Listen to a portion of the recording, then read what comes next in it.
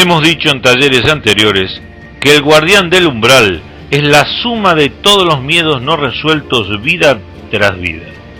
En esta transición al salto cuántico debemos resolver lo pendiente y convertirlo en aprendizaje. La suma de todos los guardianes del umbral de la humanidad es lo que llamamos oscuridad. Es muy común confundir y o mezclar lo que significa el mal con las sombras. Estas imágenes, la mayoría propias, solemos asociarlas a las sombras, a los oscuros. Sin embargo, desconocemos de dónde proceden. Entonces, ¿por qué le otorgamos ese poder? ¿No será porque ignoramos su procedencia? La sombra está referida a los contenidos de nuestra psique oscuros y rechazados, no reconocidos, que tendemos a colocar fuera de nosotros. Se puede afirmar que a menor conciencia de la sombra, mayor dominio de ella sobre nosotros. Veamos qué pensaban los atlantes de la aparente lucha entre el bien y el mal.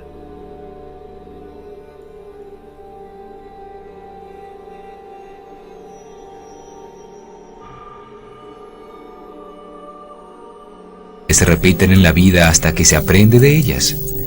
La ley de evolución se manifiesta en las circunstancias desagradables de la vida, en el dolor, en el sufrimiento, en la angustia y en todo lo que creemos que es injusticia y desgracia.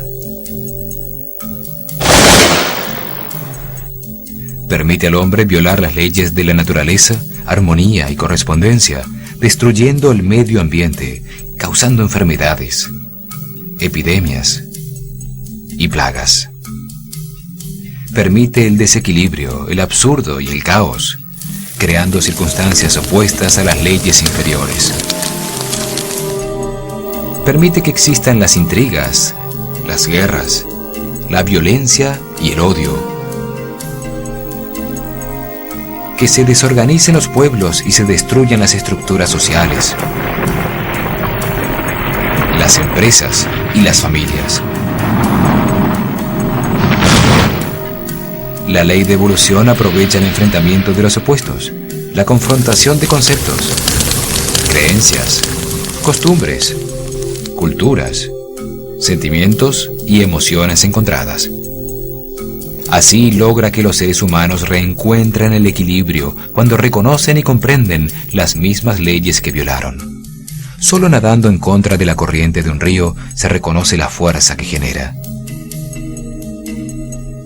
Solo se puede medir una fuerza oponiéndole resistencia.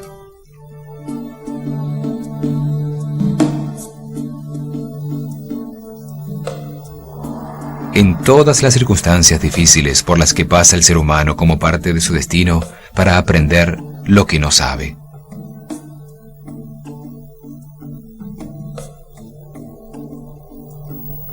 El destino son las experiencias que una conciencia debe vivir para comprender las leyes y la esencia del universo.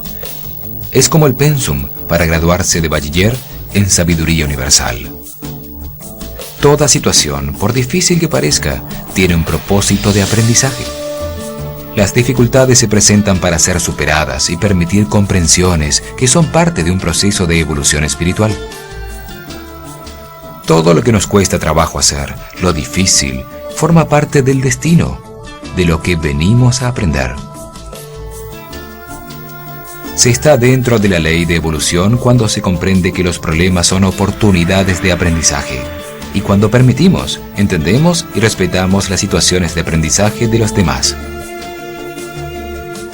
Existen seres que por estar en un nivel de evolución muy primario, no han desarrollado todavía ningún tipo de sentimientos hacia los demás y son totalmente ignorantes de las leyes universales y humanas. Cumplen una función importante en la evolución, pues generan las experiencias difíciles que necesitan los demás para reconocer y comprender la ley.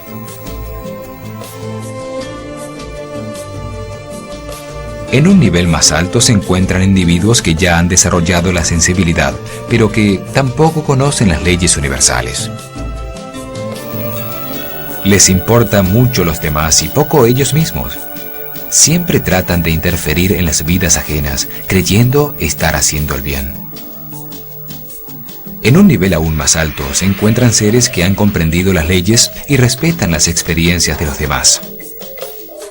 No se involucran, pues comprenden que siempre les sucede lo necesario para evolucionar. Entregan la información que les sirve a otras personas para autoubicarse y trascender a niveles de mayor satisfacción. Ven a los demás como seres que están en distintos niveles de evolución espiritual. No culpan a nadie por nada y agradecen los problemas como oportunidades de aprendizaje. La vida es un proceso de transformación en el que primero se desarrolla la sensibilidad. Luego, poco a poco, se descubren las leyes del universo, aceptando que todo sucede como parte de un proceso de evolución, que no es ni bueno ni malo.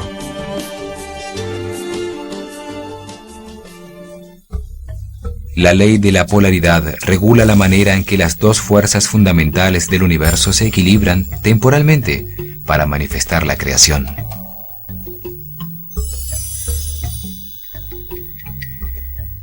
La oposición entre las fuerzas negativa y positiva genera la vibración, que es la base del universo. Su tensión produce la energía eléctrica. La oposición entre dos fuerzas contrarias, la centrífuga expansiva y la centrípeta compresora, da lugar a la fuerza magnética, a la fuerza gravitacional, al movimiento.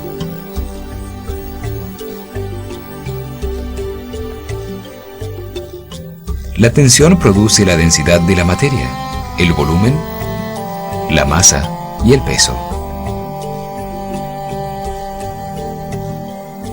La frecuencia de choque de dos puntos con polaridad contraria produce la vibración que da lugar a la temperatura, dos fuerzas opuestas y complementarias que se atraen.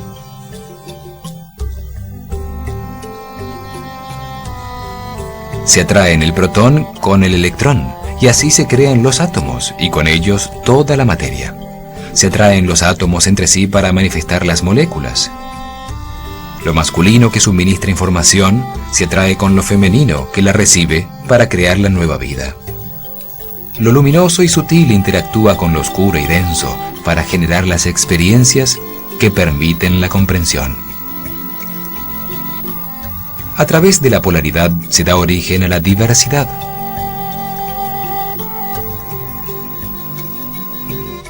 Gracias a la polaridad existe el movimiento, el tiempo, el volumen que permiten al hombre un escenario de experimentación sensorial y mental para comprender el universo. La segunda ley del triángulo superior es la ley de manifestación. Permite a la unidad indiferenciada y homogénea manifestar la creación por resonancia de sí misma. Al hacerlo, la causa de todo manifiesta las dos fuerzas fundamentales, dando lugar a lo heterogéneo, a la vibración, la densidad y el ritmo pendular que define el equilibrio temporal. La ley de manifestación regula cómo la mente del todo manifiesta por resonancia espíritus semejantes a sí mismo, para crear, experimentar y en su propia mente comprender el universo.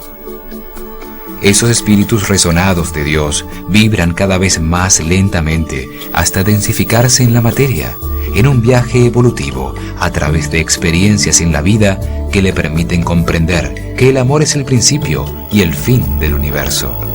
Con esa comprensión vibra cada vez más rápido de vuelta a Dios.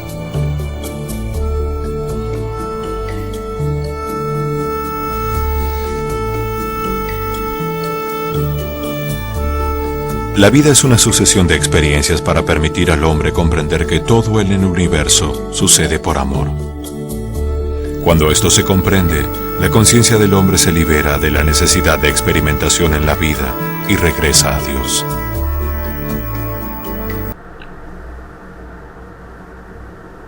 Los miedos se alojan en el cuerpo del dolor, que devora sin cesar las buenas intenciones. Muchos niegan la existencia del mal.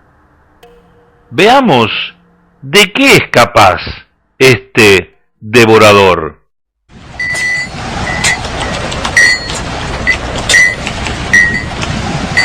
Jean Manning is a journalist who stumbled into a strange world when she started asking questions about alternative energy sources and heard the story of an early 20th century inventor named Nikola Tesla. Tesla is almost a cult hero and an overlooked genius, and he has so many inventions that are at the basis of technologies that we have today. She went to a conference on Tesla and had a close encounter with a mysterious scientific researcher who became her deep throat, her Mr. X. He sent me a file of materials about the Bernard Eastlund patent.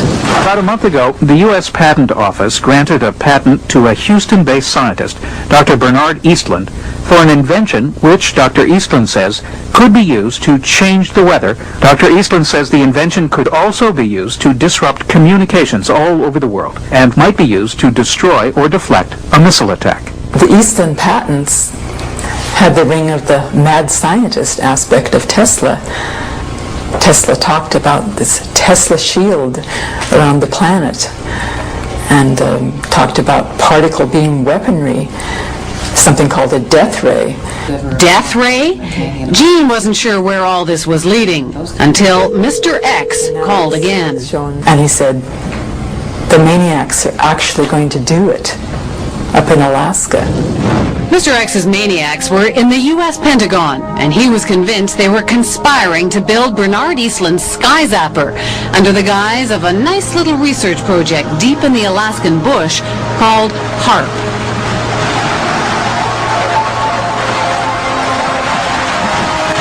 The basic concept is to build a very large antenna, then to utilize a large amount of power and to beam those radio waves up into the upper atmosphere. Have you approached the Pentagon with this invention? Yes, and what I'm not at liberty to tell you is the details of what that interaction has been.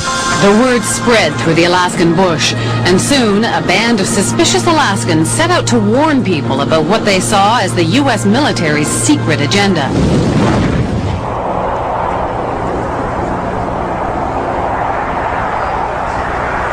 And what you have with HARP is sort of the universal hammer for geophysical warfare. Nick Begich is the chief conspiracy theorist. So when did you know that you were onto something? I think as soon as I saw the references to Tesla's work, and when I read Bernard Eastlund's original patents, I realized that what we really had here in Alaska was a prototype for a ground-based Star Wars weapon system.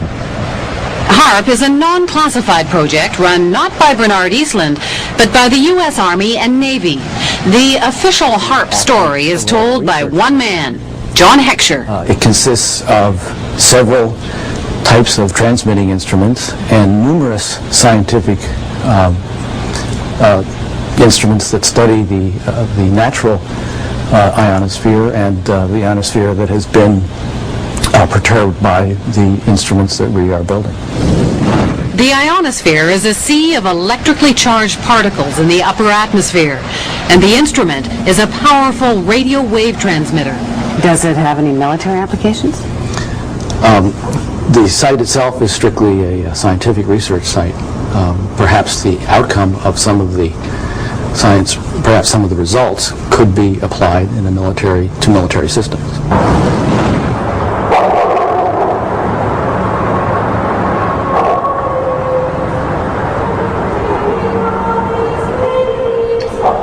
Just a little physics project? Jim Roderick isn't buying it. He's been gunning for the real goods on HARP, and his weapon is the internet. The military is incapable of doing pure science. Science is conducted by them for application in weapon systems, for no other reasons. From his shack in the middle of an Alaskan village, Jim and his co-conspirators around the globe have been tapping into databases. They've dredged up hundreds of long-buried scientific reports and even some internal documents from the military. They call it the world's first techno-protest, and they did it all on the military's own baby, the net. Plans for HAARP activities correlate with projections of what can be done in the Eastland patents. It's that simple. So it's not a coincidence? It's not a coincidence.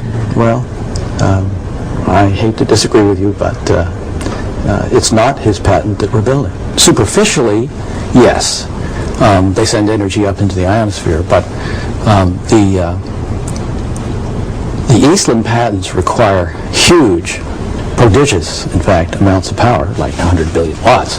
Remember that number, 100 billion watts. You'll hear it again later. HAARP requires only 3 million watts. There is a paper trail leading us back to Eastland. No, there is not. There is no paper trail that I'm aware of that's leading back to Eastland. Eastland used to be an employee of the company which is building HAARP, but that's pure coincidence. Is it also a coincidence that the tiny company that owned Eastland's patents was later swallowed up by an enormous military intelligence firm called E-Systems? 2.1 billion in annual sales, 1.8 billion of that, with a B, was to military intelligence groups, CIA, NSA, and others. And of that, 800 million were black projects, so secret that even the United States Congress didn't know what they were. E-Systems was then swallowed up by Raytheon Corporation. It too specializes in super secret contracts with the Pentagon. Why would Raytheon be so excited about this? Well, it's a ground-based Star Wars weapon prototype. For them, it represents potentially billions and billions of dollars. So how would you describe this world of E-Systems and Raytheon and HAARP? Dark.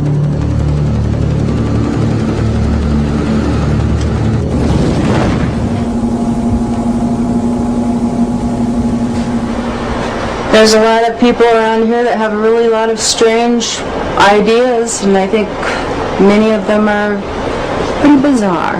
Michelle Angbrittson keeps the HAARP computers from freezing up in between visits from the military scientists. Do you know, do you understand what they're doing here when the scientists come in? You mean when the scientists come in and shoot the beams up?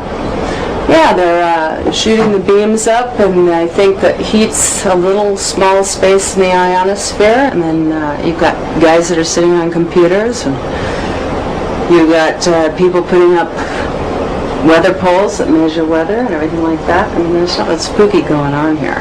There have been claims made by some scientists that that you could heat up the ionosphere and affect local weather. If you were to do Eastland patents, I have no doubt that's the case. Claims are being made that it could disrupt global communications. Global? That it could shut down another country's communication system and enhance your own. Not HAARP. Not HAARP in As it is Alaska.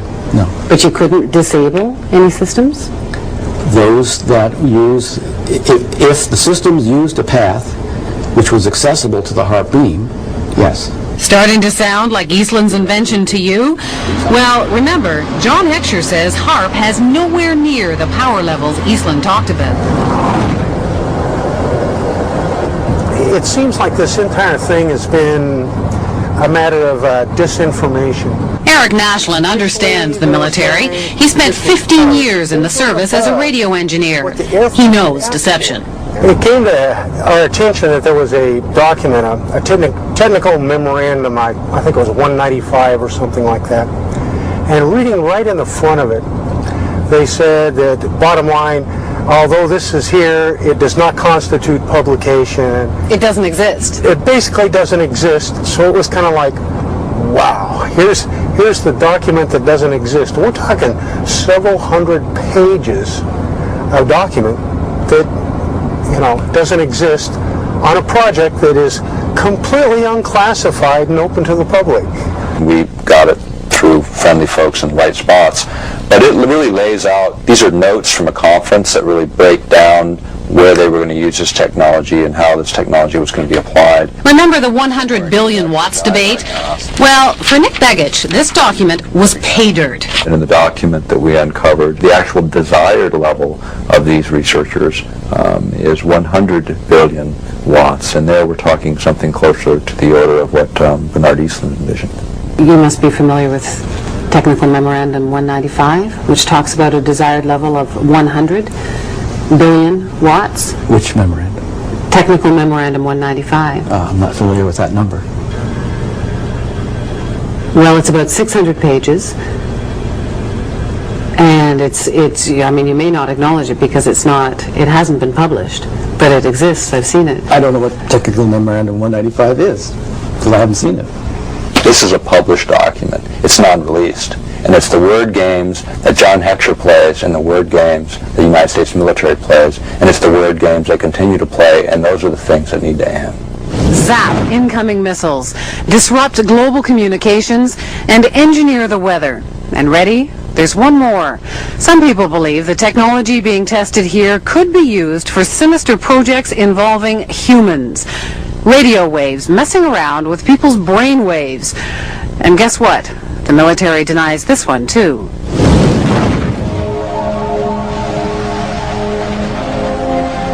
The human mind is subject to being affected by radio frequency energy, and that's what this device is.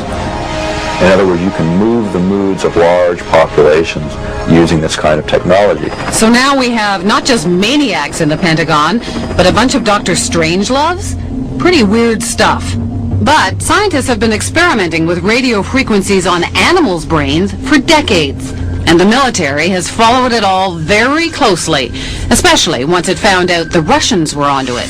It was all kept a deep, dark secret by the two superpowers. Back in the 60s, the Soviets began zapping the American embassy in Moscow with a low-frequency beam. No one knows for sure what they were up to, but one theory is that they were trying to mess with people's central nervous systems. And one report did say the diplomats got depressed a lot. And hey, just think of all the nifty applications against the enemy. Why blow people up when you can drive them crazy? From documents dating back into the early 80s, we see that the military had discussed the possibilities of mind control through radio frequency energy. The possibility is there. The military has studied it. A 1982 Air Force report called radio frequency energy a major new research initiative and said that RF can, quote, disrupt normal purposeful behavior. A 1987 military report called for more research on RF energy as a non-lethal weapon, while pointing out that most of the existing technology is classified. And sure enough, in 1993, there was a big conference at Johns Hopkins University. Here, the entire conference was classified. But the agenda wasn't, and weapons using extremely low radio frequencies, or ELFs, were listed as a very attractive option. Is it just a coincidence that there's been all of this talk and that HAARP will be experimenting with this? Is that all just coincidence? I believe the ability of ELF to affect the mind is a side issue for us. It may be real. I can't say. It's been exceedingly difficult to find information on what is supposed to be a major new initiative of the military. All we see is HAARP. Well, then I'm being kept in the dark, if that's the case. The question is, could they, would they? And we believe they can, and we believe they will. Somewhere, at some point, all of this technology merges at some level within the Pentagon, and it happens to be in Alaska, and it happens to be now.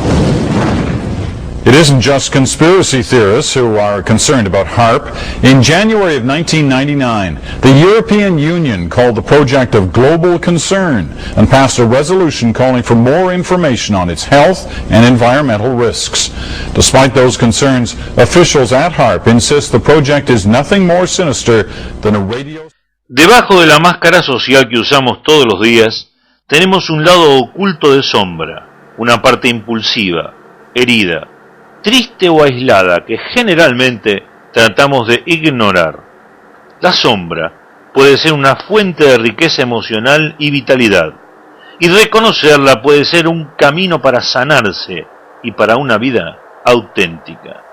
Nos reunimos con nuestro lado oscuro, lo aceptamos por lo que es, y aprendemos a utilizar sus poderosas energías en formas productivas.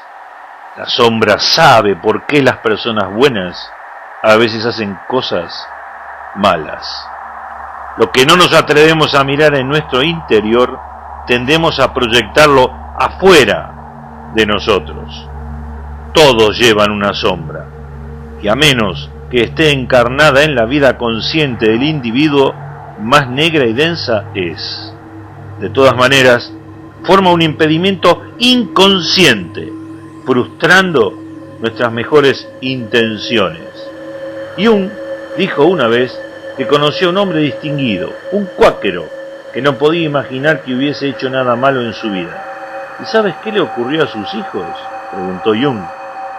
El hijo se convirtió en un ladrón y la hija en una prostituta, porque el padre no había querido asumir su sombra, su parte en la imperfección de la naturaleza humana. Sus hijos se vieron forzados a representar el lado oscuro que él había ignorado.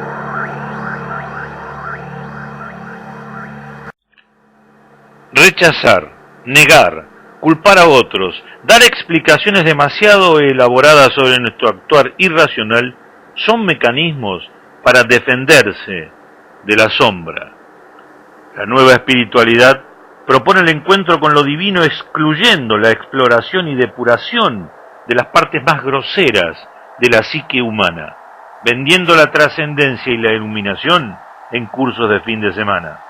Se asegura el contacto con entes angélicos y con el yo superior en unas breves y pocas sesiones. Esta espiritualidad light, que ha ido edulcorando todo a su paso, simplemente niega y aparta la sombra. Desde el análisis del ego, es interesante analizar la sombra como orgullo espiritual. Muchos se hacen llamar maestros, gurús, o se venden como líderes espirituales. Muestran conductas veladas de fanatismo, sectarismo e intolerancia. Descalifican a aquellos que no pertenecen al mundo de la espiritualidad, mirándolos del hombro hacia abajo. Predican la empatía y la compasión, pero no la practican. A este respecto, la congruencia entre el decir y el hacer es importante para discriminar el equilibrio interior y el nivel de conciencia de quien pretende ser un maestro.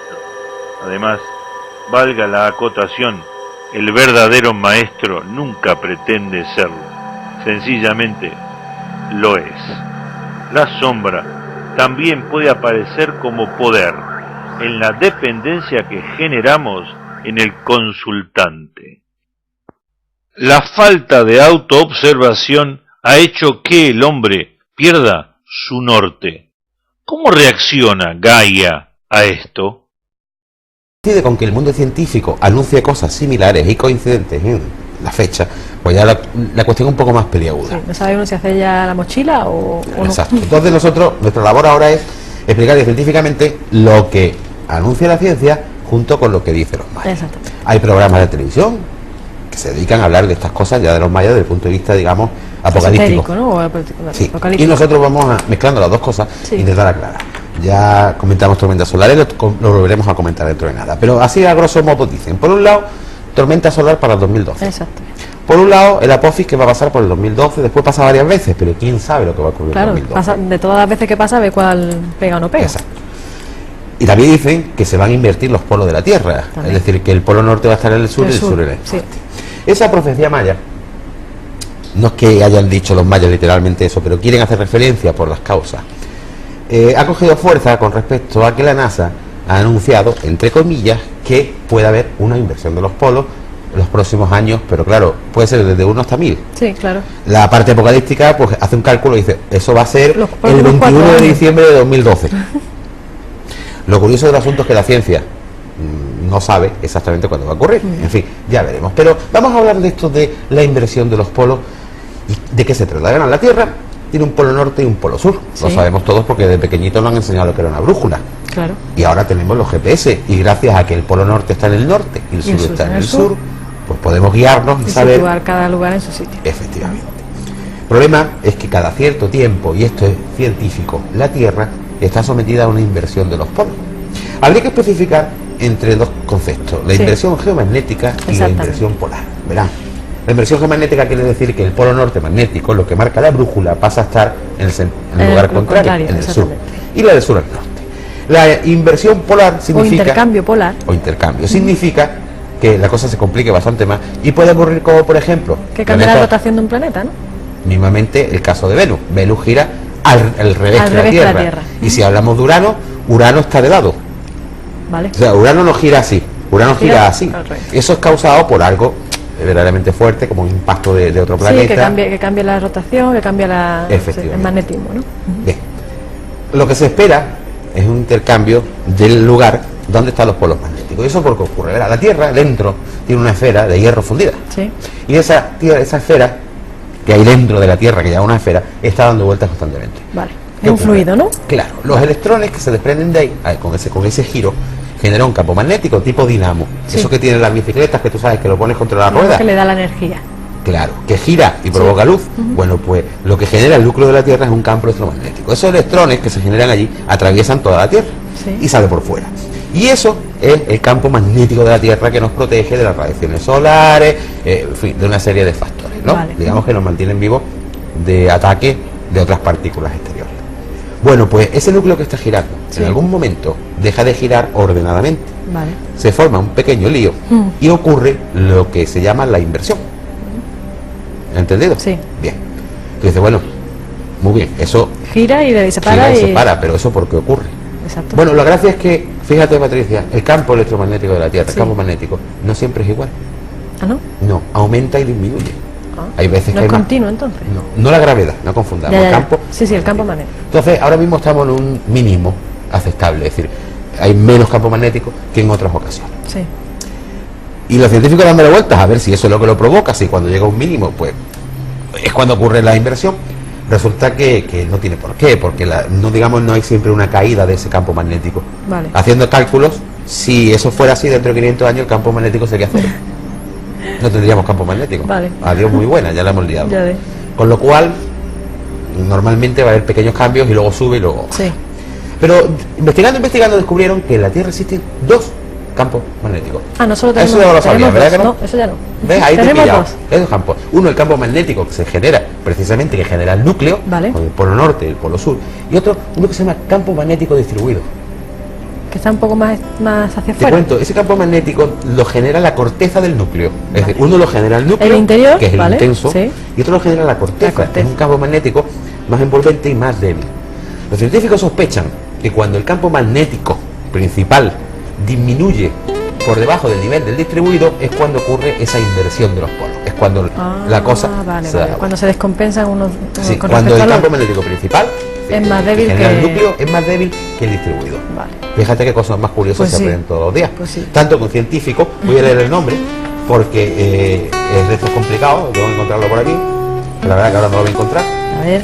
Sí, Dan Lathrop. Dan Lathrop. Dan Lathrop es un científico que ha querido comprender eso y ha hecho una esfera de Madre mía, 26 26 toneladas. con un núcleo de sodio que imita el de hierro, ¿vale? Para ver qué pasa cuando eso gira. Tú fíjate que todavía los científicos andan un poco como locos buscando las causas. También se claro. piensa y quieren hacer coincidir la tormenta solar que se espera para el 2012 para que sea coincidente con Como ese... estamos hablando de campos magnéticos, Pero no hay nada demostrado. tormenta solar, magnetismo, etcétera, etcétera, puede tener Todo esto tiene correlación. una conclusión. ¿Cuál? Bien, que pueden estar tranquilos en el sentido de que si bien la Tierra se somete a esa inversión, y de hecho el hombre como tal ya la ha sufrido en el pasado, Sí. pero claro, hoy día podría ser un poco más catastrófico porque como vivimos de la tecnología, lo primero que se afecta, tú imagínate que cuando hay una inversión de polo, la Tierra se para, deja de rotar. Claro. Fíjate qué susto, si hay una cara que se queda parada al sol. Claro.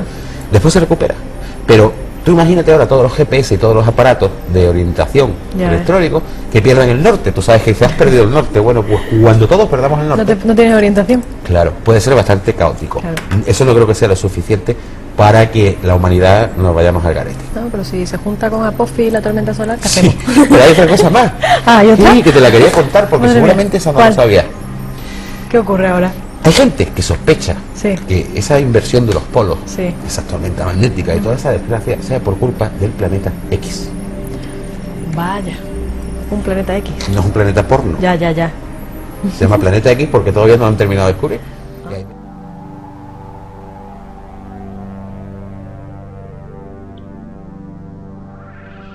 Callar y mirar dentro de sí puede ser un primer paso para su reconocimiento. Esto toma tiempo y compromiso. Jung al respecto afirmaba que constituía un esfuerzo moral el trabajo de confrontación con la propia oscuridad. Luego de atravesar y limpiar nuestros miedos más ocultos, podremos enfrentar a nuestro guardián del umbral desde la conciencia. Y como es nuestra creación, tendremos el derecho cósmico sideral de eliminarla.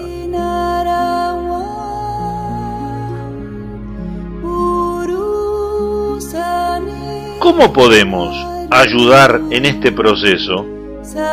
La frecuencia solfegio de 396 hercios lo hará.